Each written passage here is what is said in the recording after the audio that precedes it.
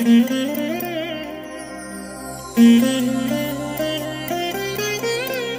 దినం పరము నుండి దిగివచ్చు మాట, ఇది నీ జీవితానికి వెలుగుల బాట, నీ ఒడిలో ఉంచబడిన దీవెనల మూట, అద్భుతాల ఆనంద ఊట. అక్టోబర్ 1.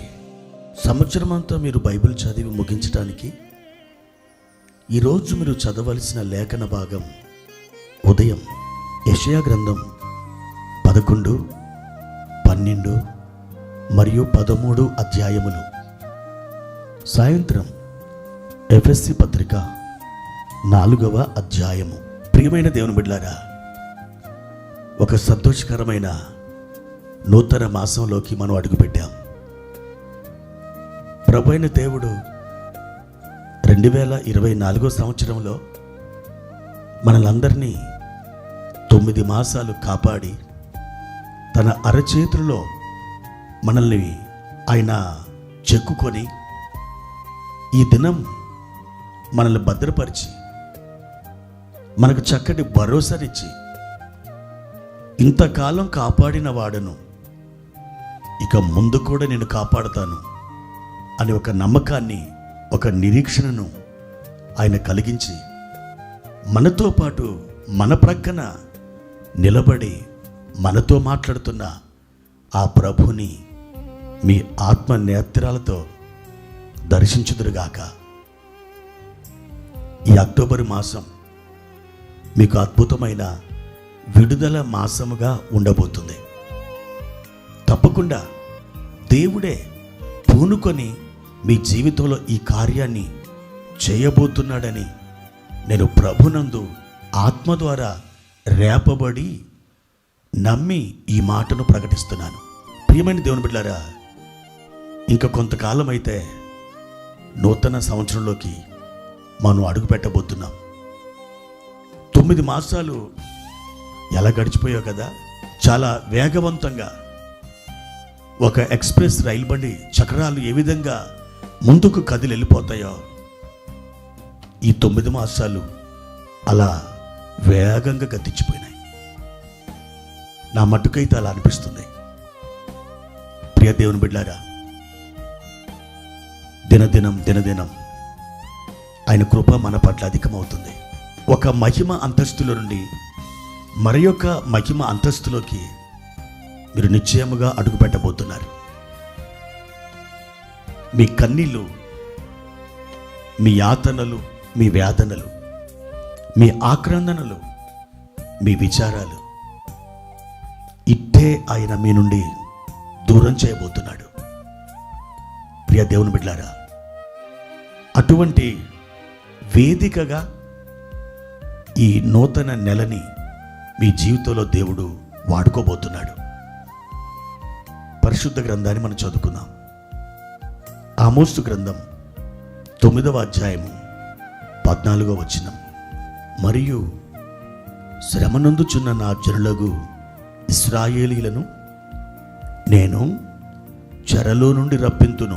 ప్రియమైన దేవుని బిడ్డలారా, ఒక అద్భుతమైన వాగ్దానం ఈ నూతన మాసం, ఈ నూతన దినమున దేవుడు మీతో చేస్తున్నాడు. శ్రమనందుచున్న నా జనులకు ఇశ్రాయేలీలను నేను చెరలో నుండి రప్పిస్తాను. భౌతికమైన ఇశ్రాయేలీలు వేరు, ఆత్మ సంబంధమైన ఇశ్రాయేలీలు వేరు. ఈ ఆత్మ సంబంధమైన ఇశ్రాయేలీలని గలతీలకు రాసిన పత్రికలో పౌలు గారు దేవుని ఇశ్రాయేలు అని పిలిచాడు. ఆ దేవుని ఇశ్రాయేలు ఎవరో తెలుసా? ఈ మాటలు వింటున్న నీవే. నా ప్రియమైన దేవుని బిడ్డ, నువ్వొక ఇశ్రాయేలీరాలివి, నీవొక ఇశ్రాయేలుడివి. ఆయన నీతో చెబుతున్నాడు, శ్రమ నొందుచున్న నిన్ను చెరలో నుండి రప్పిస్తాను. మీరు అనొచ్చు, నేనేం చెరలో ఉన్నాను? నేనెక్కడ చెరసాలలో లేదా జైలులో ఉన్నాను? ఎక్కడ లేనే. నన్ను చెరలో నుండి రప్పించడం ఏంటి?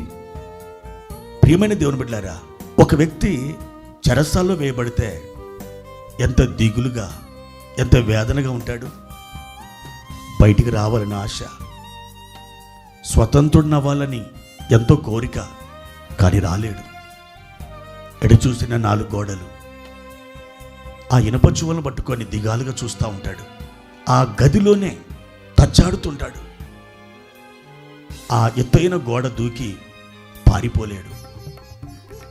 తన బలం చాలదు. ఎన్నెన్నో ప్రయత్నాలు చేద్దామనుకుంటాడు, అవేమీ సఫలం కావు. మనం కూడా ఒక అప్పుల ఊబిలో అదొక చెర. మనం కూడా ఒక వ్యాధిలో ఉంటాం, అదొక చెర. మనం ఒక ఇబ్బందులు కూరుకొని పోతాం, అదొక చెర. అవమానములు ఉంటాం, అదొక చెర. ధారాపాతంగా కన్నీళ్లు కార్చే నీవు ఏదో ఒక బాధలో ఉన్నావు, అదొక చెర. బయటపడాలని ఆశ, కానీ బయటపడలేని పరిస్థితి. అది చెర కాదు, అది జైలు కాదు. అవును దేవుని బిడ్డలారా, దేవుడు అంటున్నాడు, ఆ చెరలో నుండి నేనే నిన్ను రప్పిస్తాను. అది నాకు సాధ్యం.